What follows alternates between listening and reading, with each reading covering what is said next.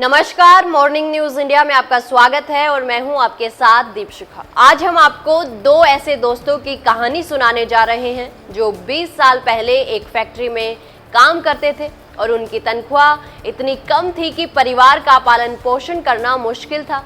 इसके बाद दोनों दोस्तों ने खुद का काम करने के बारे में सोचा, लेकिन काफ़ी रिसर्च करने के बावजूद वो तय नहीं कर पा रहे थे कि वे ऐसा क्या काम करें जिससे उन्हें अच्छी कमाई हो सके।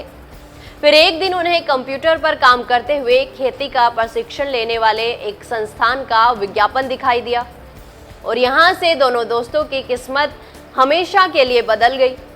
दोनों गरीब दोस्तों ने आज करोड़ों का साम्राज्य खड़ा कर दिया है। आखिरकार दोनों दोस्तों ने ऐसा क्या बिजनेस किया जो आज करोड़ों के मालिक बन गए। आइए जानते हैं इसके बारे में। आज हम जिन दो दोस्तों की बात करने जा रहे हैं उनकी खेती बिल्कुल अलग है, जो पानी के टैंकों में की जाती है। अब आप सोच रहे होंगे कि पानी के टैंक में किसकी खेती की जाती है। आइए जानते हैं इसके बारे में। बता दें कि इन दोनों दोस्तों का नाम सलिंदर और राजेश है, जो कुरुक्षेत्र के बुहानी गांव में रहते हैं।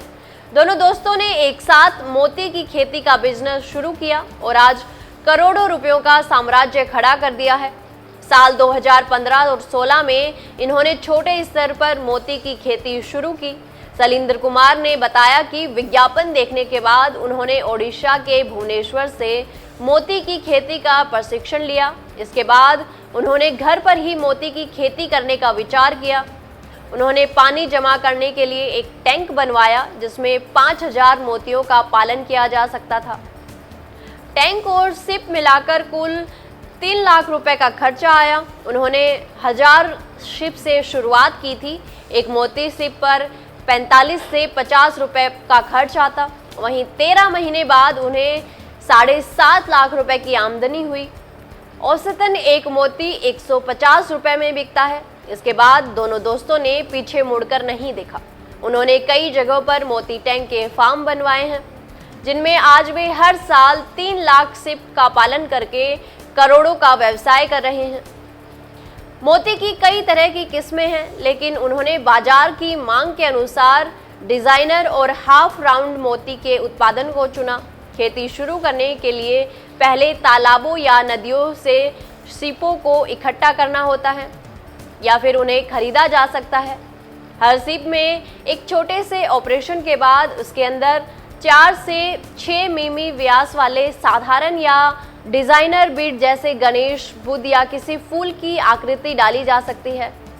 इस तरह एक साल में डिजाइनर मोती और 1.5 साल में हाफ राउंड मोती तैयार हो जाता है। मोती की खेती करते समय तापमान और भोजन का विशेष ध्यान रखना पड़ता है। भोजन में उन्हें एल्गी दिया जाता है। वहीं समय समय पर सीपों को खोलकर देखना पड़ता है, कहीं सीप मर तो नहीं रहे। सलिंदर कुमार ने बताया कि मोती का उत्पादन जितना आसान दिखता है उतना है नहीं। कई सवालों के जवाब जरूरी हैं, जैसे पर्ल फार्मिंग के लिए पानी कैसा है, तापमान कितना और कैसे बनाए रखा जाए, सीप कैसे खोलें, इसके अंदर कण, रेत या बीड कैसे डालें, सीप की माइनर सर्जरी कैसे हो। इसलिए जिन्होंने पहले कभी ये नहीं किया या उनके आसपास भी किसी ने नहीं किया है, उन्हें मोती पालन से पहले प्रशिक्षण लेना जरूरी है। लागत और मुनाफे की गणित को समझने के बाद आप इसकी शुरुआत छोटे स्तर से कर सकते हैं। सफल होने के बाद धीरे धीरे व्यवसाय को बढ़ाते रहें। नौकरी छोड़ मोती की खेती। सलिंदर कुमार ने बताया कि मोती की खेती में सीप का अहम योगदान होता है, क्योंकि सीप में ही मोती तैयार होता है। जितनी अच्छी गुणवत्ता का सीप होगा उतनी ही अच्छी गुणवत्ता का मोती तैयार होगा। सीप एक समुद्री जीव है जिसके अंदर मोती बनता है। सलिंदर ने बताया कि मोती की खेती में उन्हें अच्छा खासा मुनाफा हुआ है। जो लोग मोती की खेती करना चाहते हैं उन्हें सलाह देते हुए सलिंदर ने कहा कि कोई भी छोटे स्तर से इसकी शुरुआत कर सकता है, लेकिन इसके लिए प्रशिक्षण लेना बेहद जरूरी है। कई लोग ऐसे होते हैं जो बिना किसी प्रशिक्षण के इसकी खेती शुरू कर देते हैं और फिर उन्हें नुकसान का सामना करना पड़ता है। ऐसा इसलिए है क्योंकि मोती की खेती के दौरान कई बातों का ध्यान रखना पड़ता है, तभी आप मोती की खेती में सफल हो सकते हैं। इस प्रकार किसान भाई मोती की खेती से लाखों रुपयों की कमाई कर सकते हैं। दोस्तों जानकारी अच्छी लगी तो वीडियो को लाइक व शेयर करें और चैनल को तुरंत सब्सक्राइब कर लें। धन्यवाद। ऐसे ही और वीडियोस देखने के लिए सब्सक्राइब करें मॉर्निंग न्यूज इंडिया को और जुड़े रहिए हमारे साथ।